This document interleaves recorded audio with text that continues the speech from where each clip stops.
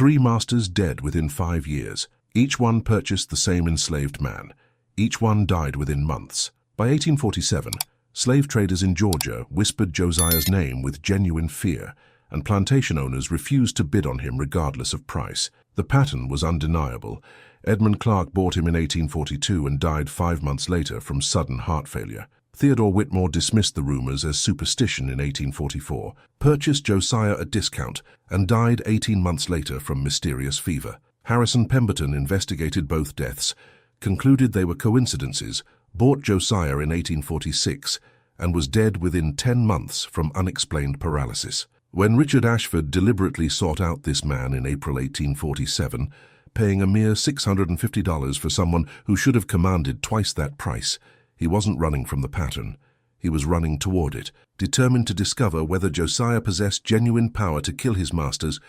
or whether 3 deaths represented extraordinary coincidence that superstitious minds had transformed into supernatural causation. Subscribe right now, like this video, and comment where you're watching from, because Josiah's story will challenge everything you thought you knew about who really held power under slavery. Richard Ashford was different from the 3 dead men who had preceded him as Josiah's owner. At 42 years old, he had built Whitehaven Plantation through calculated risk-taking rather than through inherited wealth, had educated himself in medicine and natural philosophy despite lacking formal university training, and approached the world with skepticism that made him suspicious of explanations invoking supernatural forces when natural causes might account for observed phenomena. His interest in Josiah stemmed partly from genuine scientific curiosity about whether patterns in nature always indicated causation or whether human minds imposed patterns on random events, and partly from darker fascination with possibility that if Josiah did possess some method for killing masters, understanding that method might reveal knowledge that could be exploited or controlled rather than feared and avoided as previous owners and potential buyers had chosen to do. The interview Richard conducted with Josiah on the day of purchase revealed intelligence that slave traders had deliberately minimized in their descriptions because acknowledging enslaved persons' intellectual capabilities might raise questions about morality of enslaving someone whose mental faculties clearly equaled or exceeded those of white people, claiming natural superiority justified their dominance. Josiah answered Richard's questions with careful precision, never volunteering information beyond what was requested, but never evading direct inquiries either, maintaining equilibrium between submission that slavery demanded and assertion of dignity that proclaimed his humanity, despite legal fictions treating him as property rather than person. When Richard asked directly whether he had killed 3 previous owners, Josiah's response came after long silence, during which he appeared to be weighing risks of honesty against risks of deception. I did not strike them down with my hands. I administered no poison to their food or drink. I spoke no curses invoking spirits to destroy them. But they are dead and I am here, and you will draw your own conclusions about what that pattern signifies. The arrangement Richard proposed differed radically from relationships Josiah had experienced with Edmund, Theodore, and Harrison. Rather than simply assigning field labor and expecting compliance without explanation, Richard offered what he framed as collaboration, where Josiah would receive better treatment, including adequate food, reduced work hours, access to books for self-education, and eventual possibility of purchasing his freedom in exchange for Josiah's cooperation in helping Richard understand what had actually caused 3 previous owners' deaths and what, if anything, Josiah had done or refrained from doing that might have influenced outcomes. The proposition was unusual enough that Josiah initially suspected trap designed to extract confession that could be used to justify brutal punishment or sale to sugar plantations in Louisiana, where life expectancy for field workers rarely exceeded 5 years from purchase date. But Richard's demeanor suggested genuine intellectual curiosity rather than malicious intent, suggested someone more interested in solving puzzle than in punishing perceived wrongdoing. The work assignments Richard gave Josiah at Whitehaven involved mixture of agricultural labor, maintaining plantations' rice fields that relied on sophisticated irrigation systems developed over generations by enslaved people whose African knowledge of rice cultivation exceeded anything white owners understood, despite their claims to superior expertise, and carpentry projects, where Josiah's demonstrated skills could be developed through access to better tools and through instruction in techniques that would increase his economic value, while also serving plantations' operational needs. The living conditions Richard provided surpassed anything Josiah had experienced during 28 years of enslavement. Separate cabin rather than crowded quarters, shared with multiple families. Adequate rations including meat twice weekly, rather than subsistence diet of cornmeal and occasional salt pork. Permission to maintain small garden plot where he could grow vegetables for personal consumption or for sale at savannah markets, where enslaved people with master's authorization could earn small amounts of money that represented first steps toward accumulating savings that might eventually purchase freedom. But the true distinguishing feature of Richard's approach involved weekly conversations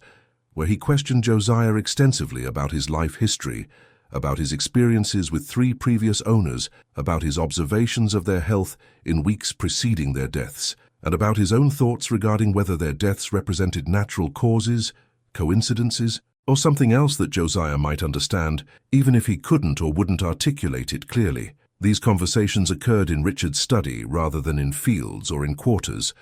occurred with Josiah seated rather than standing, occurred with Richard taking notes but also listening intently to responses and asking follow-up questions that suggested genuine engagement rather than perfunctory interrogation. The dynamic was so unusual that Josiah struggled initially to determine how to respond, whether to maintain careful guard that slavery had taught him was essential for survival, or whether to risk honesty with someone who appeared genuinely interested in understanding him as person, rather than simply exploiting him as property. The information Josiah gradually revealed across months of conversations painted picture of 3 owners whose deaths shared common patterns despite different specific causes listed by physicians who had examined bodies. Edmund Clark had been a heavy drinker who consumed whiskey throughout each day, had been overweight despite being only 38 years old when he died, had complained frequently of chest pains that he attributed to indigestion, but that might have indicated underlying cardiac problems that suddenly became fatal when combined with stress from managing plantation, whose profitability was declining due to soil exhaustion and increasing competition from newer cotton-growing regions farther west. Theodore Whitmore had suffered from recurring fevers during his final year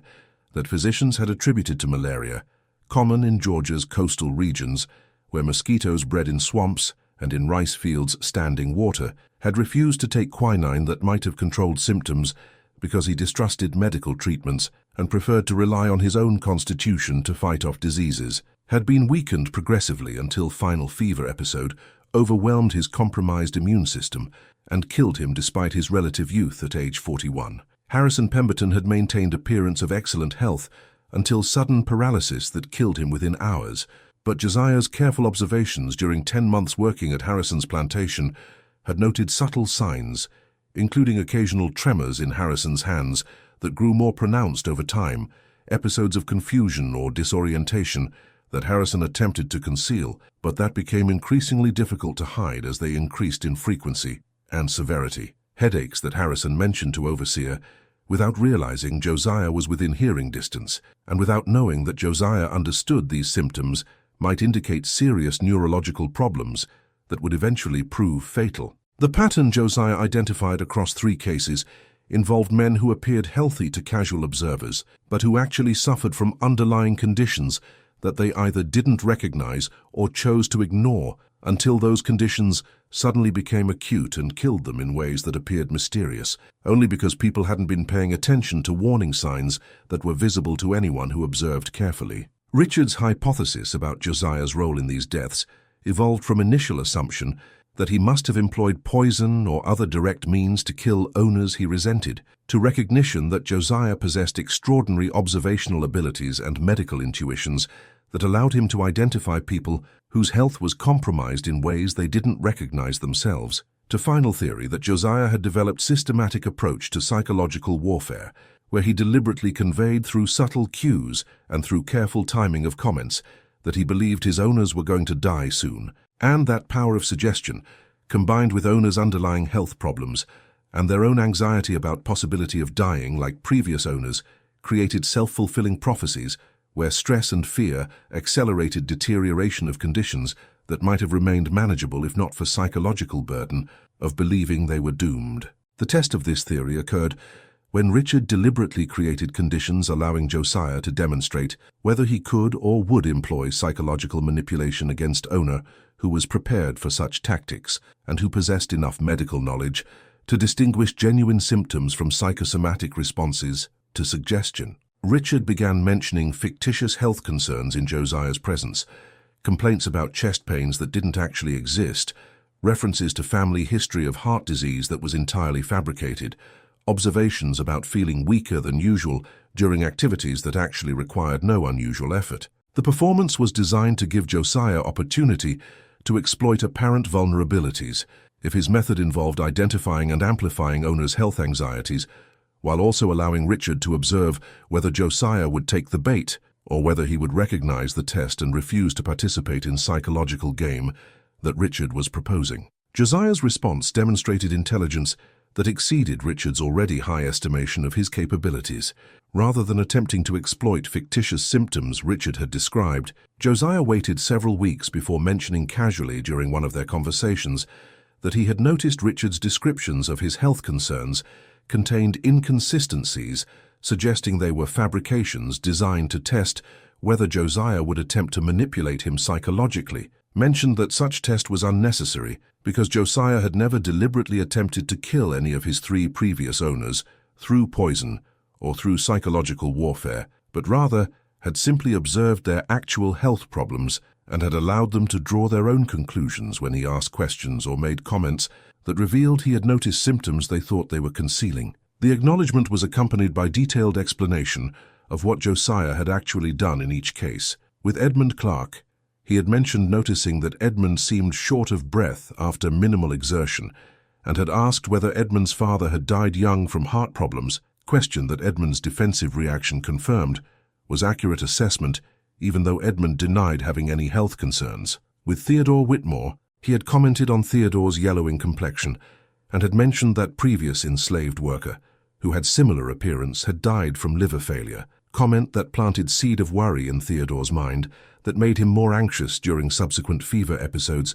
and made him less likely to seek effective medical treatment because anxiety interfered with rational decision-making. With Harrison Pemberton, Josiah had mentioned observing tremors in Harrison's hands and had asked whether Harrison had consulted physician about possible neurological problems, question that Harrison had angrily dismissed as impertinence, but that clearly had worried Harrison enough that he began noticing and fixating on every minor tremor or moment of confusion, fixation that increased stress levels and potentially accelerated progression of underlying condition that eventually killed him. The pattern across 3 cases involved Josiah identifying genuine health problems that owners were experiencing, making observations or asking questions that brought those problems to owners' conscious attention, and then allowing owners' own anxiety and their own poor health decisions to produce outcomes that appeared mysterious, but that actually resulted from combination of pre-existing medical conditions and psychological responses to recognition that their health was compromised in ways they had been ignoring or denying. Richard's reaction to this explanation involved mixture of admiration for Josiah's psychological sophistication and horror at recognizing that slavery had created conditions where extraordinarily intelligent person had been forced to develop survival strategies that involved hastening deaths of people who claimed to own him, because those deaths represented only realistic pathway to being sold to new owners whose health might be better and whose survival might be longer than previous owners, whose deaths within months or within year or two of purchasing Josiah created pattern that eventually made him unsaleable at anything approaching market value, and that therefore might ultimately lead to his being freed simply because no one was willing to purchase him, and because keeping him was unprofitable when his reputation made other enslaved workers nervous and made plantation operations more difficult than they would have been with worker whose presence didn't carry implications of impending death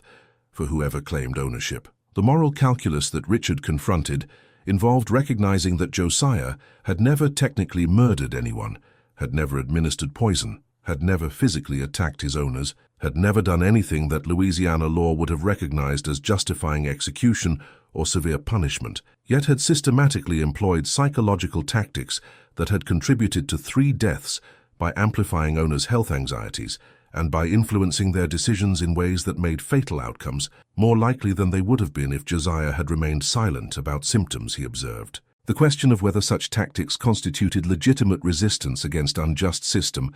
that denied Josiah any legal means of seeking freedom, or whether they constituted murders that should be punished, despite technical absence of direct violence, remained unresolved in Richard's mind, even as he recognized that his own position as enslaver made him complicit in a system that had created conditions where extraordinarily intelligent person had been forced to employ extraordinary methods simply to maintain hope that freedom might eventually be achievable. The decision Richard made following his discovery of Josiah's methods represented unprecedented departure from how slave owners typically responded to enslaved people whose resistance threatened their authority or their lives. Instead of punishing Josiah through sale to brutal conditions or through physical violence designed to break his will, Richard proposed arrangement where Josiah would remain at Whitehaven, but would operate under fundamentally different terms than those governing other enslaved workers on the property. The agreement involved Josiah continuing to work, but receiving wages comparable to what free black laborers earned in Savannah's markets, allowed him to move freely within certain geographic boundaries, without requiring written passes that Georgia law normally mandated for enslaved people traveling without white supervision, granted him access to Richard's personal library, containing hundreds of volumes on medicine, natural philosophy, history, and literature, and most significantly included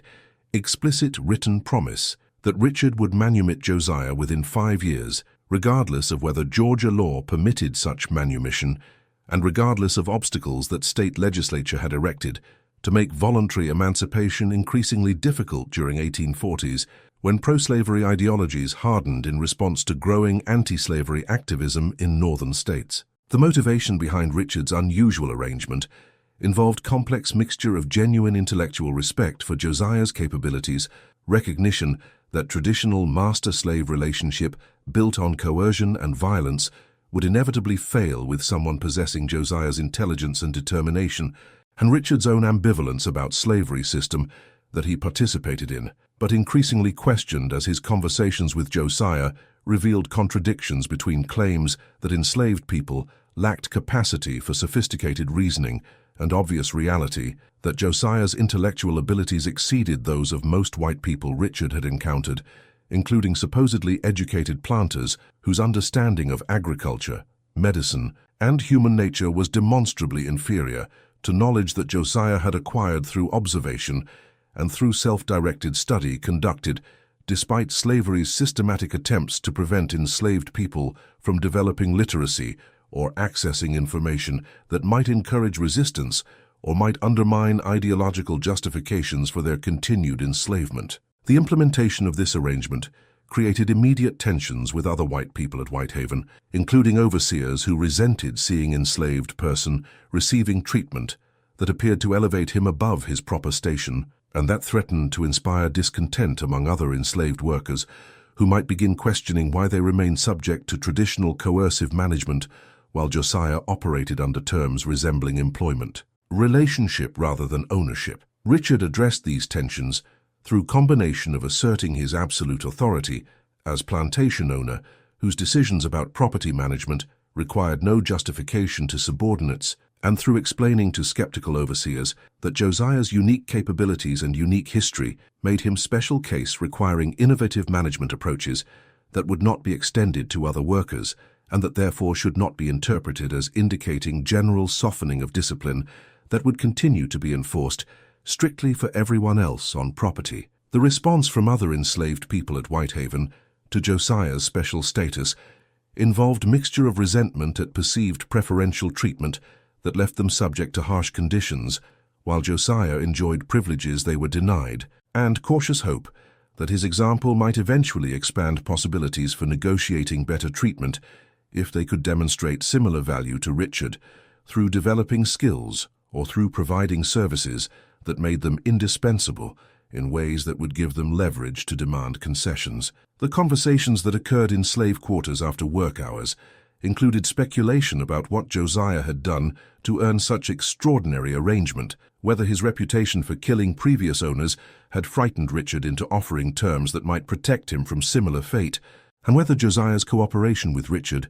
represented betrayal of enslaved communities' collective interests, or represented shrewd strategy for achieving individual freedom that might eventually benefit others by demonstrating that masters could be persuaded to grant concessions when confronted with enslaved people whose capabilities made them too valuable to lose and too dangerous to antagonize through excessive coercion. The education Josiah pursued through access to Richard's library exceeded anything available to most white people in Georgia during 1840s, when formal schooling remained limited even for children of wealthy families, and when higher education opportunities existed only at small number of colleges and universities, serving tiny fraction of population. The medical texts that particularly fascinated Josiah included works describing human anatomy, disease processes, diagnostic methods, and therapeutic interventions that physicians employed despite limited understanding of underlying mechanisms that produced symptoms they were attempting to treat.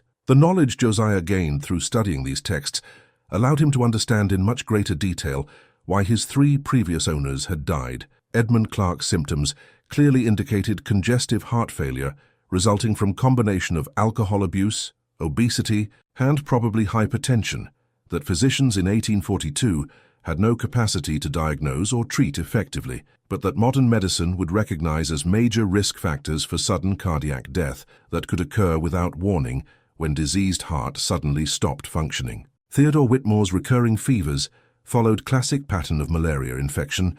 that was endemic in coastal Georgia, where Anopheles mosquitoes transmitted Plasmodium parasites, causing cyclic symptoms as parasites reproduced within red blood cells and then burst forth, causing fever spikes that would subside temporarily before recurring as new generation of parasites matured. The quinine that Theodore had refused to take represented effective treatment that could have controlled symptoms and potentially prevented fatal outcome, but his death from overwhelming infection occurred because delay in seeking treatment and his weakened immune system from previous episodes left him unable to fight off final severe attack that killed him before his body could mount effective immune response. Harrison Pemberton's sudden paralysis combined with prior tremors and confusion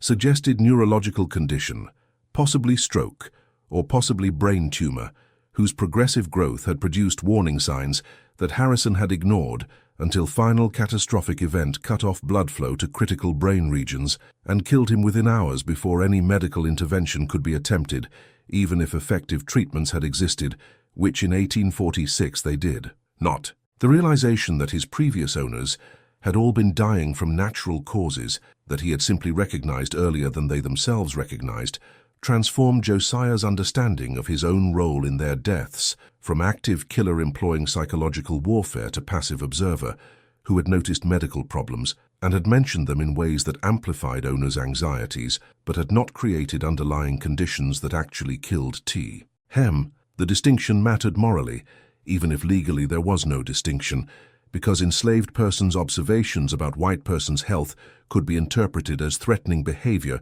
regardless of whether such observations represented genuine concern or represented veiled warnings designed to create fear. The conversations with Richard about these medical insights evolved into broader discussions about nature of knowledge and power, about how enslaved people's systematic exclusion from formal education represented deliberate strategy to prevent them from developing intellectual capabilities that would make slavery's ideological justifications obviously untenable, and about whether Richard himself could justify continuing to hold people in bondage when daily interactions with Josiah made undeniable that claims about enslaved people's supposed intellectual inferiority represented self-serving lies rather than representing accurate assessments of natural racial differences. The relationship that developed between Richard and Josiah across 2 years from 1847 through 1849 transcended anything resembling normal master-slave dynamic to become something closer to mentorship, where Richard provided access to knowledge and resources, while Josiah provided observations and insights that challenged Richard's assumptions about human nature, about slavery, and about his own moral position as supposedly enlightened master, who believed he treated enslaved people better than other owners did, yet who ultimately still participated in system that denied those people freedom and that extracted their labor without providing compensation or recognition of their humanity. beyond what Richard chose to grant through his personal benevolence, which could be withdrawn at any moment if his circumstances changed or if his attitudes shifted in response to external pressures from other white people who increasingly criticized his unconventional management of Josiah and who warned that his approach would inspire resistance among other enslaved people who would demand similar treatment or would become resentful about disparities between Josiah's conditions and their own circumstances that remained characterized by coercion and violence. The crisis that threatened this unusual arrangement occurred in 1849, when Georgia legislature passed laws making voluntary manumission illegal unless person being freed was immediately removed from state and unless substantial bond was posted guaranteeing that freed person would not become public burden, requiring financial support from state or local governments. The new requirements meant that Richard's promise to free Josiah within 5 years could not be fulfilled under Georgia law unless Richard was willing to pay significant additional costs and unless Josiah was willing to leave Georgia immediately upon gaining freedom, which would require him to abandon community connections he had developed during 28 years of residence in state and would require him to relocate to northern state or to K. Data where free black people's legal status was more secure, but where economic opportunities and social acceptance remained problematic due to racial discrimination that existed throughout United States, regardless of whether slavery was legal or illegal in particular jurisdictions. The conversations between Richard and Josiah about how to respond to this legal obstacle revealed fundamental tension between Richard's genuine desire to fulfill his promise and his unwillingness to incur significant financial costs or to challenge Georgia legal system openly through attempting to circumvent new manumission restrictions that legislature had enacted specifically to prevent masters from freeing enslaved people who might remain in Georgia and who might serve as examples encouraging other enslaved people to seek freedom or encouraging other masters to grant manumissions that would gradually erode slavery's labor force and would undermine economic foundations of plantation agriculture that dominated Georgia's economy and that provided wealth-supporting white political class whose power depended on maintaining system that kept approximately half of Georgia's population in permanent bondage without legal rights and without capacity to challenge their exploitation except through resistance that risked brutal punishment or death. If Josiah's transformation from Deathbringer to Richard's intellectual equal has you questioning everything about slavery's power dynamics, subscribe and comment whether Richard will actually fulfill his freedom promise or whether Georgia's new laws will trap Josiah permanently. The solution Josiah proposed to overcome Georgia's new manumission restrictions demonstrated strategic thinking that exceeded anything Richard had anticipated when he had initially promised freedom within 5 years. Rather than accepting that Georgia law had made his liberation impossible, or accepting Richard's alternative offer to continue living at Whitehaven under existing privileged conditions indefinitely without formal freedom, Josiah suggested elaborate scheme involving staged sale to fictitious buyer in northern state, followed by immediate manumission once both Josiah and purchasing agent were safely beyond Georgia's jurisdiction, where state laws prohibiting voluntary emancipation would have no legal force. The plan required Richard to identify trustworthy intermediary willing to travel to Philadelphia or New York with documents appearing to authorize purchase of Josiah for specific sum that would actually represent payment to agent for services rendered, rather than representing actual purchase price, required fabricating documentation, suggesting that northern buyer wanted to acquire skilled carpenter for construction projects requiring expertise that local free black workers supposedly lacked, and required timing departure carefully to avoid arousing suspicions among Georgia authorities, who monitored sales of valuable enslaved workers to ensure such transactions served states' economic interests rather than facilitating escapes or emancipations that would reduce enslaved population and would undermine slavery's profitability. The risks inherent in this scheme were substantial for everyone involved. If Georgia authorities discovered that supposed sale was actually mechanism for evading manumission restrictions, Richard could face criminal prosecution for fraud and could forfeit not merely money paid to agent, but potentially could lose Whitehaven itself through civil forfeiture provisions allowing state to seize property of people who violated laws governing slavery. Agent could face similar criminal liability, plus physical danger from white Georgians outraged by Northerners' interference in their state's internal affairs regarding slavery, and Josiah himself faced greatest risks, because if scheme failed, he would almost certainly be sold to brutal conditions as punishment for attempting to circumvent laws designed specifically to prevent enslaved people from achieving freedom and leaving Georgia, where their presence as free black people might inspire other enslaved people to seek similar liberation. Despite these risks, Josiah insisted that attempting scheme represented better option than accepting permanent enslavement, regardless of how comfortable that enslavement might be under Richard's management, insisted that psychological benefits of freedom outweighed material comforts of privileged slavery, and insisted that remaining enslaved would mean continuing to exist in condition where every aspect of his life depended on one person's benevolence, which could be withdrawn at any moment through Richard's death, through Richard's financial problems that might require selling property, including enslaved workers, or through Richard's change of heart about whether arrangement he had established represented wise decision or represented dangerous precedent that undermined proper hierarchies governing relationships between white owners and enslaved people. The intermediary Richard eventually identified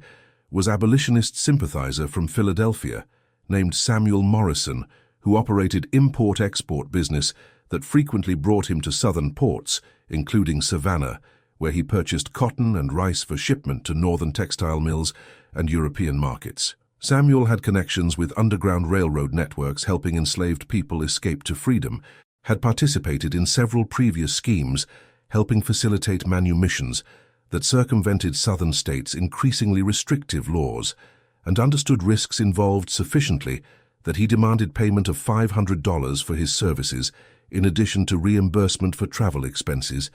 and for nominal purchase price that would be documented in bill of sale, creating paper trail suggesting legitimate transaction had occurred. The price represented significant sum for Richard, whose financial situation had deteriorated during early 1850s, when cotton prices declined due to overproduction, and when rice cultivation faced increasing competition from operations in Louisiana and Texas, where newer plantations with fresh soils produced higher yields than Georgia's exhausted fields could generate after decades of intensive cultivation without adequate fertilization or crop rota, tie-in that would have maintained soil fertility, but that would have reduced short-term profits that plantation owners prioritized over long-term sustainability. The preparations for Josiah's departure consumed 3 months from initial discussions in spring 1850 through actual execution in August 1850, when Samuel Morrison arrived in Savannah ostensibly to conduct normal business operations, but actually to complete arrangements for Josiah's departure. The documentation that Richard prepared included bill of sale transferring ownership of Negro man named Josiah, aged approximately 31 years, skilled in carpentry and general plantation labor, to Samuel Morrison for sum of $1,000 that appeared consistent with market values for enslaved men of Josiah's age and capabilities, included letters of reference describing Josiah's skills and character in terms suggesting reliable worker, whose purchase represented sound investment rather than suspicious transaction designed to evade Georgia laws, and included various certifications and authorizations whose bureaucratic complexity was designed to discourage casual examination by authorities who might question whether sale served legitimate economic purposes or whether it represented mechanism for facilitating escape or emancipation that Georgia's legal system was attempting to prevent through increasingly elaborate restrictions on voluntary manumissions and on sales to northern buyers who, anti-slavery sympathies made them suspect as potential collaborators in schemes undermining slavery's stability. The farewell that occurred between Richard and Josiah on evening before scheduled departure involved emotional complexity that neither man could articulate clearly because their relationship had transcended normal categories governing interactions between enslavers and enslaved people, yet had never fully escaped power dynamics inherent in system where one person legally owned another person, regardless of mutual respect or genuine affection, that might develop across fundamental asymmetry, making genuine friendship impossible when friendship requires equality that slavery's legal frameworks categorically denied. Richard expressed regret about having participated in system that had kept Josiah enslaved for 31 years, expressed hope that Josiah's life as free man would fulfill aspirations that had sustained him through decades of bondage, and expressed worry about his own safety once Josiah departed, because half-serious jokes about whether Richard would become fourth master to die shortly after purchasing Josiah had circulated among white people at Whitehaven, despite Richard's explanations about natural causes having killed previous three owners whose deaths had generated Josiah's fearsome reputation. Josiah expressed gratitude for Richard's relatively humane treatment and for access to education and resources that had made last 3 years at Whitehaven qualitatively different from previous 28 years of enslavement characterized by constant coercion and constant violence, expressed skepticism about whether gratitude was appropriate response to person who had continued benefiting from his forced labor despite claiming to oppose slavery in principle, and expressed certainty that Richard would survive Josiah's departure because their relationship had been fundamentally different from relationships Josiah had experienced with 3 previous owners whose health problems he had identified and amplified, but whom he had never deliberately killed despite rumors suggesting otherwise. The journey from Savannah to Philadelphia occurred over 10 days in August 1850, traveling by ship that carried cargo including cotton bales and rice barrels destined for northern markets, along with small number of passengers, including Samuel Morrison and Josiah, who maintained role as Samuel's recently purchased property throughout voyage, despite both men's understanding that once they reached Philadelphia, the fiction of ownership would be dissolved through manumission papers that Samuel carried with him, and that would be Fitzhugh, led with Pennsylvania authorities, establishing Josiah's status as legally free person, no longer subject to anyone's control or authority. The voyage itself was uneventful, apart from constant anxiety about potential complications that might prevent plans' successful completion. Fears that Georgia authorities might have detected scheme and might have sent communications to ports along route instructing officials to detain Samuel and Josiah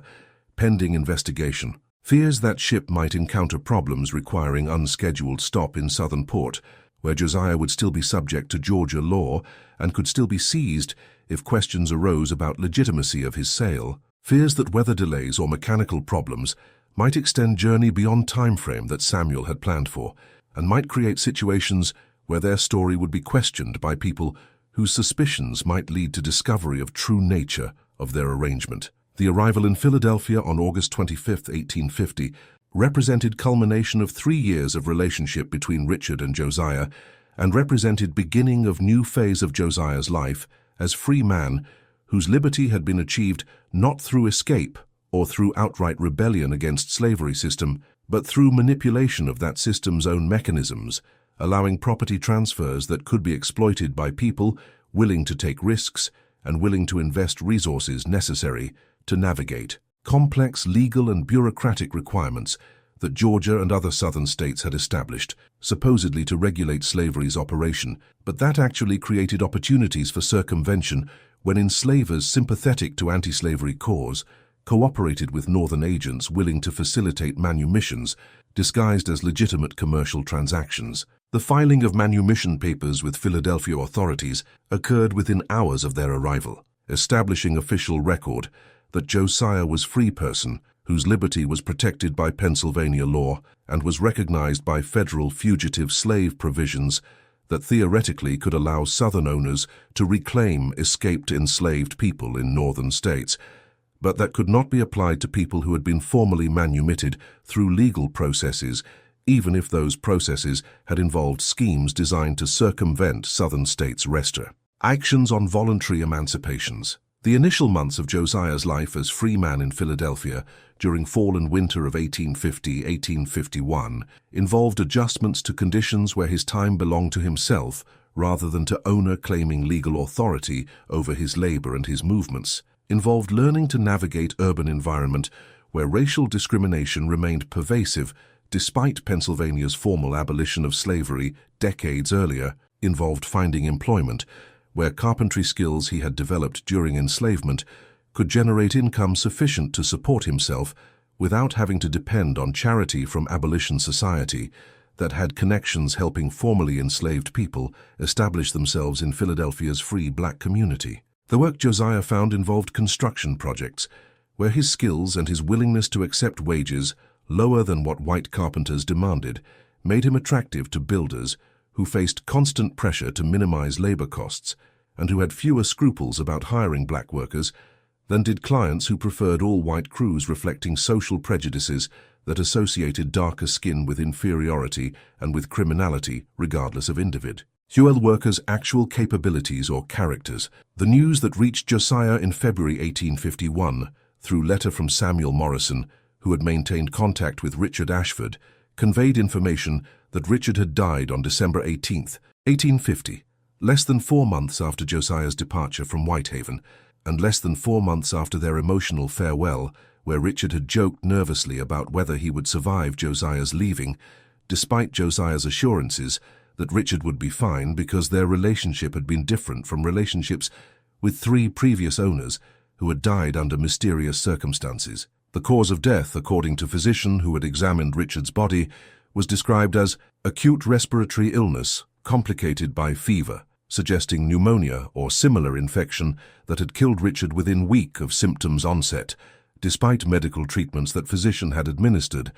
and despite Richard's relative youth at 45 years old, when most men of his social class and economic circumstances could expect to live into their 60s or beyond if they avoided accidents and avoided acute infections that available medical interventions could not effectively treat. The reaction Josiah experienced upon learning of Richard's death involved complex mixture of grief for person who had treated him with more respect and more humanity than anyone else had shown during 3 decades of enslavement, guilt about whether his departure might somehow have contributed to Richard's death through mechanisms similar to psychological processes that had influenced 3 previous owners' deaths, and dark satisfaction that even relatively enlightened master, who had promised freedom and who had actually delivered on that promise through facilitating Josiah's escape from Georgia, had nonetheless died shortly after purchasing him, and dying in ways that reinforced rather than disrupted pattern that had made Josiah's reputation as most dangerous enslaved man in Georgia,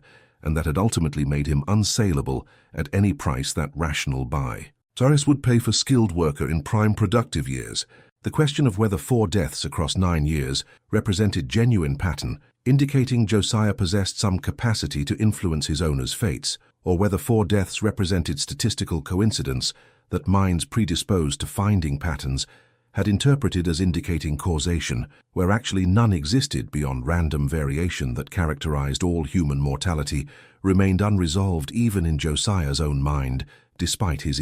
liar confidence that Richard's death would not occur because their relationship had been fundamentally different from previous relationships. The investigation that abolitionists connected with Samuel Morrison conducted into circumstances of Richard's death revealed details suggesting that Richard had contracted pneumonia during particularly severe cold snap in December 1850 that had affected much of Georgia and had killed numerous people whose health was compromised by age or by pre-existing conditions, or who simply had misfortune to be exposed to virulent strain of infection during period when their immune systems were weakened by other stresses. The timing shortly after Josiah's departure appeared coincidental rather than causal, according to medical experts who reviewed available information, appeared consistent with natural disease patterns rather than suggesting any supernatural influence or any psychological mechanism through which Josiah's absence might have contributed to Richard's vulnerability to infection, that under different circumstances, his body might have successfully fought off before symptoms became life-threatening. But coincidence remained difficult to accept psychologically for people who knew about 4 deaths occurring shortly after Josiah's purchase by different owners across 9-year period, remained difficult to dismiss entirely, even for skeptics who understood that unusual patterns sometimes emerge from purely random processes, and that human tendency to impose narratives on such patterns reflects cognitive biases rather than reflecting genuine insights about underlying causation. The legacy of Josiah's reputation within Georgia's enslaved communities involved story of most dangerous enslaved man, spreading through oral traditions as example of resistance operating through psychological warfare rather than through physical violence, as example demonstrating that enslaved people who carefully observed their owners' vulnerabilities could exploit those vulnerabilities through subtle interventions that amplified existing problems and that created conditions where owners' own health issues and owners' own psychological responses to recognition of mortality became weapons that enslaved people could deploy without ever committing acts that white legal systems would recognize as instituting assault or murder deserving prosecution and punishment. Whether Josiah had actually killed anyone through these methods, or whether he had simply possessed unusual capacity to observe medical problems that others missed and to make observations that brought those problems to owners' conscious attention in ways that increased their anxiety, remained ambiguous even in accounts preserved through oral traditions, remained subject to interpretation depending on whether tellers emphasized Josiah's agency and his strategic intelligence, or whether they emphasized natural causes that Josiah had recognized but had not created. The life Josiah built in Philadelphia during decades following his 1850 arrival as free man involved transformation from person whose every movement had been controlled by owners claiming legal authority over his body and labor into person whose choices about where to live, where to work, whom to associate with, and how to spend his time belonged to himself alone, despite racial discrimination that limited opportunities available to free black people in northern states whose formal abolition of slavery had not eliminated racism or eliminated economic exploitation that made freedom meaningful primarily in legal sense, while leaving many formerly enslaved people struggling to survive in urban environments where competition for employment was intense, and white employers and white workers, systematically excluded black people from better-paying positions, reserving those positions for white workers, even when black workers possessed superior skills or superior work ethic. The carpentry work that Josiah continued performing throughout 1850s and into 1860s provided adequate income to support himself and later to support family he established when he married a woman named Rebecca in 1853. Woman who had been born free in Pennsylvania, but whose parents had both been formerly enslaved people who had escaped from Maryland via Underground Railroad routes during 1820s when their ages and their determination to reach freedom, despite enormous risks, had enabled them to successfully navigate journey from Baltimore to Philadelphia, avoiding slave catchers and avoiding recapture that would have resulted in brutal punishment and likely would have resulted in their being sold deeper into South, where escape would have been even more difficult than it had been from Maryland's border position. The children Josiah and Rebecca raised between 1854, when their first son was born, and 1867, when their youngest daughter was born, represented first generation of Josiah's family line who would never experience slavery directly, despite growing up during period when Civil War transformed United States and when slavery's formal abolition through 13th Amendment in 1865 meant that millions of formerly enslaved people gained legal freedom. Even the practical meaning of that freedom remained contested as Southern states implemented black codes, restricting freed people's movements and opportunities,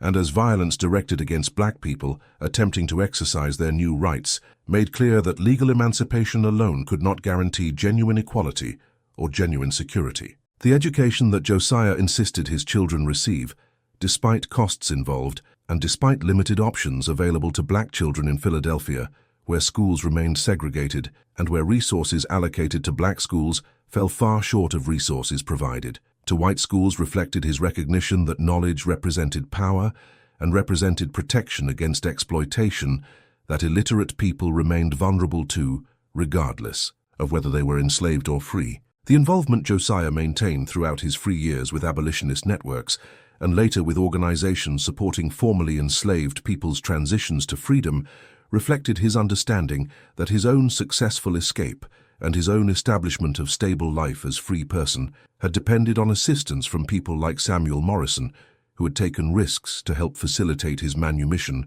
disguised as legitimate sale, and reflected his conviction that people who had achieved freedom bore obligations to help others still trapped in slavery or still struggling to establish themselves after achieving legal emancipation without resources or without connections that might have made transitions easier. The Underground Railroad activities that Josiah participated in during 1850s involved providing shelter in his Philadelphia home to freedom seekers who had escaped from Maryland, Virginia, Delaware, and occasionally from deeper south, including Georgia, where escape routes remained dangerous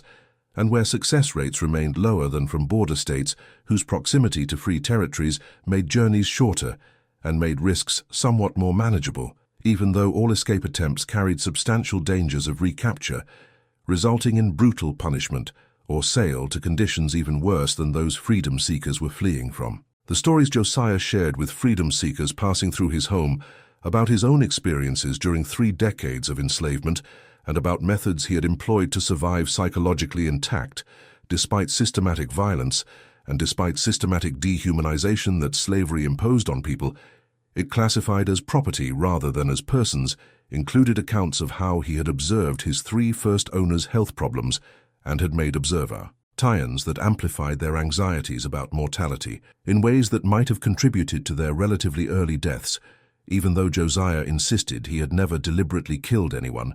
and insisted that natural diseases had been actual causes of death, regardless of whatever psychological factors might have influenced timing or severity of symptoms that ultimately proved fatal. The purpose of sharing these stories involved not merely establishing his reputation or establishing his credibility as a person who had successfully resisted slavery through unconventional means, but more importantly, involved teaching others about how careful observation of white people's vulnerabilities could be exploited through subtle interventions that increased enslaved people's power and leverage without crossing lines that would justify legal punishment or would justify brutal retaliation that masters and overseers deployed against enslaved people whose resistance became too visible or too threatening to white authority. The reunion that occurred in 1863, when Josiah encountered Matthias, one of the enslaved men who had been at Whitehaven during Josiah's time there and who had escaped to Philadelphia via underground railroad routes after Richard Ashford's death, had resulted in plantation being sold and enslaved workers being dispersed to various new owners,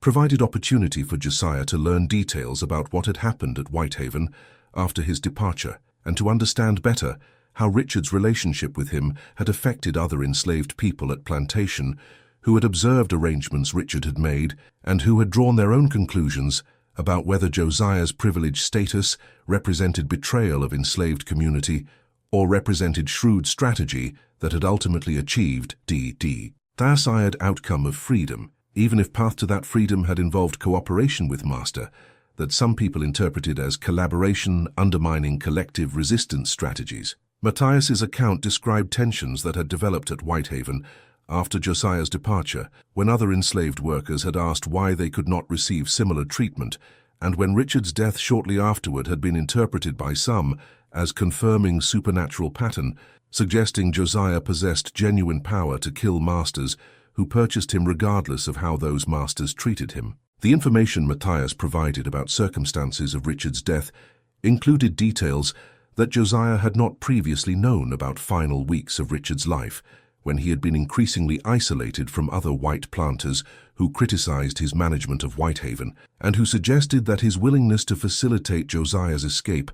represented dangerous precedent that would encourage other enslaved people to seek freedom and would encourage other masters to consider whether their own participation in slavery could be justified morally, given obvious contradictions between claims about slavery representing benign institution and reality that slavery depended fundamentally on violence and coercion that no amount of paternalistic rhetoric could obscure. The pneumonia that had killed Richard had struck during a period when he was already weakened physically and psychologically by conflicts with neighboring planters who threatened to ostracize him socially if he continued expressing doubts about slavery's morality,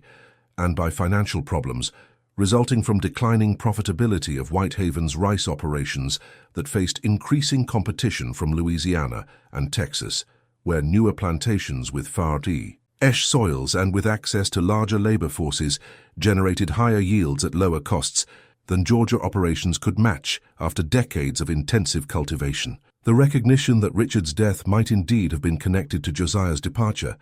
not through supernatural mechanisms, but through natural psychological and social stresses that followed from Richard's decision to facilitate Josiah's escape,